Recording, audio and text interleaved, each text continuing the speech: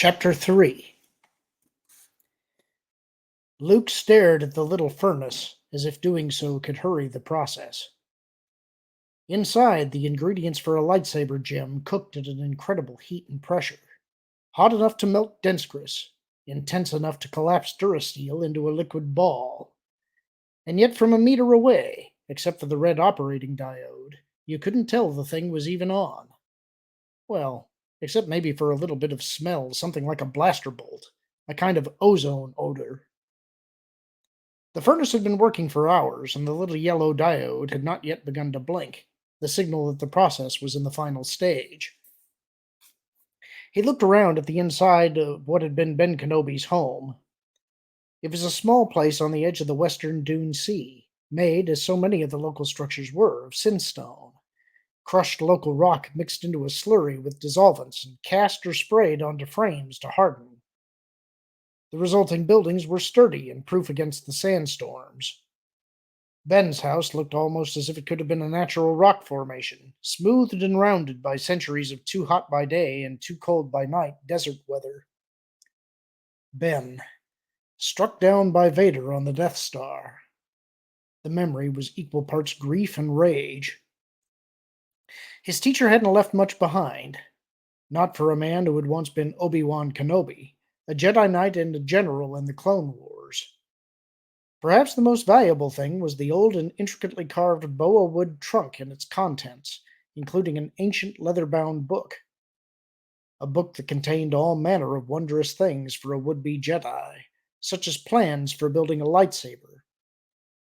The thumbprint clasp on the volume had accepted Luke's right thumb to unlock it, and once it was open, he saw the flash packet rigged inside the cover. Had anyone tried to force the clasp, the book would have burst into flame.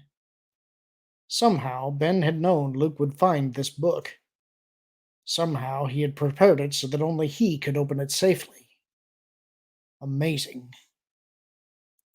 According to that book, the best lightsabers used natural jewels, but there weren't a lot of the kind he needed lying around where he could find them on Tatooine.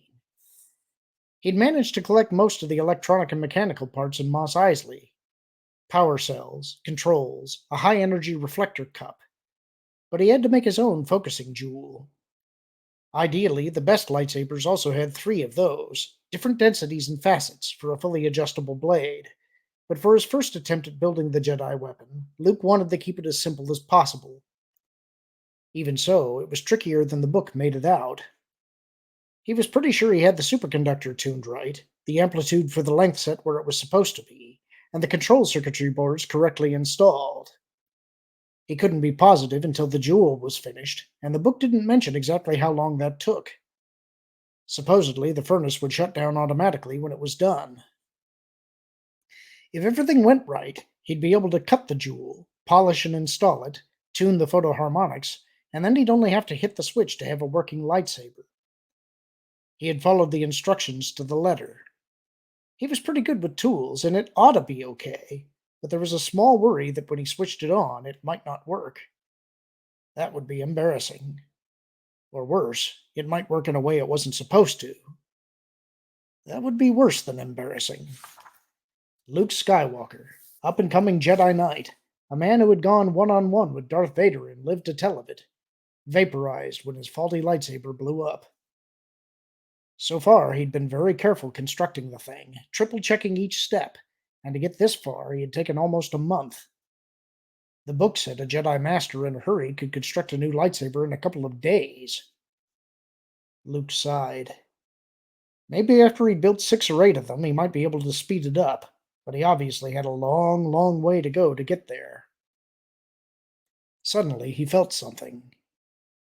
It was like hearing and smelling and tasting and seeing somehow combined, and yet it was none of those things. Something impending somehow. Could it be something coming from the Force? Ben had been able to sense events happening light years away, and Yoda had spoken of such things, but Luke wasn't sure. His own experiences in his X-Wing and in his practice had been so limited. He wished Ben were here to tell him. Whatever it was grew stronger. For a moment, he had a flash of recognition. Leia? He'd been able to call to her when he was about to fall from beneath Cloud City after his encounter with Vader. She had somehow received his cry for help. Was it Leia? He buckled on his blaster, adjusted the belt on his hips so he could draw the weapon quickly if needed, and went outside. Normally, the Tusken Raiders, the Sand People, stayed clear of Ben's house. They were superstitious, Ben had told him, and with his control of the Force, he had shown them a few tricks, enough so they marked his place as haunted.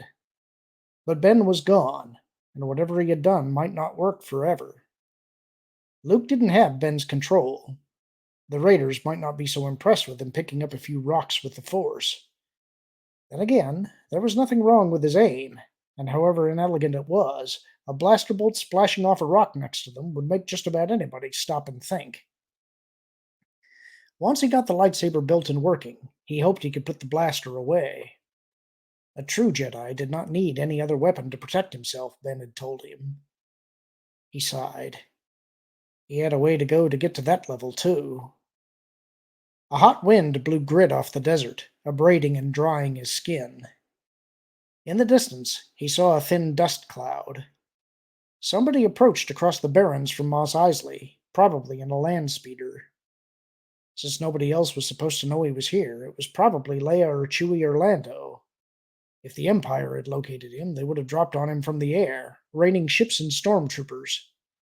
In that case, he'd be lucky to get his camouflaged X-Wing before they blasted the place to a smoking ruin, as they had blasted Uncle Owen and Aunt Beru at the farm. Luke felt his jaw muscles go tight at the memory. The Empire had a lot to answer for.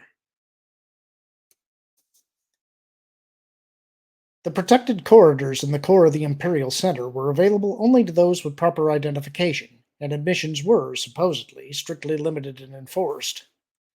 Such corridors were large, well lighted, lined with fanciful botanicals, such as singing fig trees and jade roses, and often patrolled by hawk bats, which preyed on the rock slugs that sometimes infested the granite walls. These corridors were designed to be pathways in which the rich and famous could stroll without being bothered by the rabble. But as Xizor walked along one such enclosed path, his four bodyguards ahead of or behind him, an interloper appeared in front of them and started shooting at the Dark Prince with a blaster. One of the pair of bodyguards in front took a bolt to the chest that pierced his concealed hardweave armor and dropped him. Xizor noticed the chest wound smoked as the guard groaned and rolled onto his back.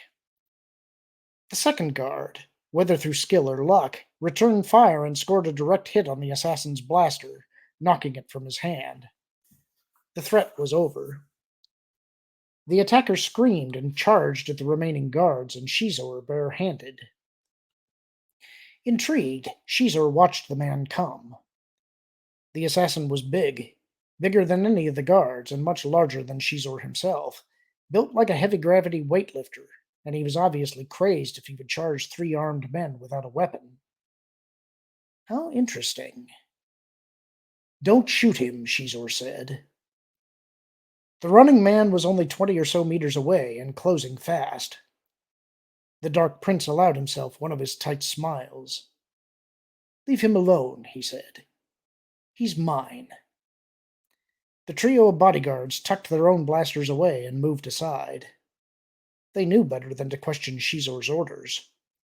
Those who did could wind up like the still-smoking guard lying on the polished marble floor. The assassin continued his run, screaming incoherently. Xizor waited. When the man was nearly upon him, the Dark Prince pivoted on the balls of his feet and slapped a hard palm against the back of the man's head as he charged past. The extra momentum of the strike was enough to off-balance the yelling man so that he overstepped and fell. He managed to turn the fall into an awkward shoulder roll. He came up, spun, faced Xizor. He was a bit more wary now. He moved in, more slowly, hands held in tight fists. What seems to be the problem, citizen? Xizor asked. You murdering scum! You bog slime! The man lunged in closer, swung a roundhouse punch at Xizor's head. Had it connected, it would have shattered bone. Xizor ducked and sidestepped, kicked the attacker in the belly with the toe of his right boot, and knocked the man's wind out. The attacker tottered back a few steps to catch his breath. Have we met? I have an excellent memory for faces, and I don't recall yours. Xizor noticed a bit of lint on the shoulder of his tunic. He reached up and brushed it off. You killed my father! Have you forgotten Colby Hoff? The man charged again, fists swinging wildly. Xizor stepped aside and almost nonchalantly slammed a hammer fist into the man's head, knocking him down. You are mistaken, Hoff. Your father committed suicide, as I recall. Stuck a blaster in his mouth and blew the back of his head off, didn't he? Very messy. Hoff came up from the floor, and his rage drove him at Xizor again. Xizor V-stepped to his right and drove his left boot heel at Hoff's left knee, hard. He heard the joint go with a wet snap as he connected. Hoff fell, his left leg no longer able to support him. You ruined him! He struggled up to his good knee. We were business competitors, Xizor said matter-of-factly.